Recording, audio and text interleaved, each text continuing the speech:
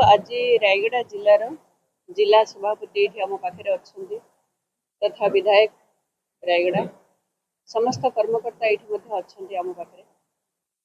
आम press meet डाकिबार उद्देश्य आपण मैंने भल भाव जानते जे महिला संरक्षण उपरे 33% महिला संरक्षण उपरे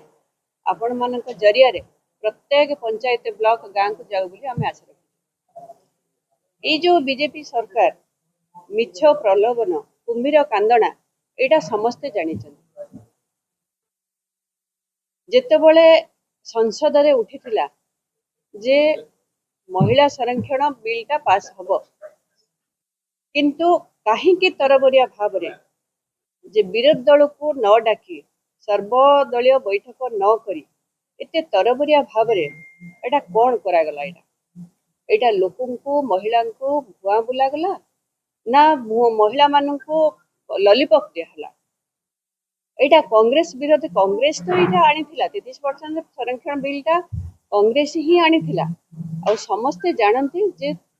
33% महिला पाई कांग्रेस रा अवदान कोन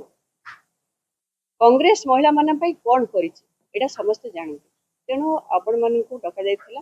प्रेस माध्यम रे आपण माने जानतो जे ए सरकार जो महिला मान प्रति अन्याय अत्याचार करुचंदी एटा एकदम अन्याय कथा कांग्रेस महिला मान पई अछि सम्मान देइछि आगामी दिन रे सम्मान मध्ये देबो तेनु ए जो 33% कथा उठुछि आशा रखिछु आमे करिवे किंतु सेटा जो बाहा नेबे बोली भाबुचंदी सेटा भूली जानते बाहा नब कांग्रेस बनी थिला कांग्रेस तयारी करथिला महिला संरक्षण उपरे बाहा नब कांग्रेस तेणु आपण माध्यम चारिआडे जाऊ कांग्रेस करथिला आगामी दिन करियो बोली आशा रखिछु कि केबे हबो केबे सरकार महिला मान को सम्मान दउछि महिला संरक्षण बिल केबे पास करछि से अपेक्षा रही।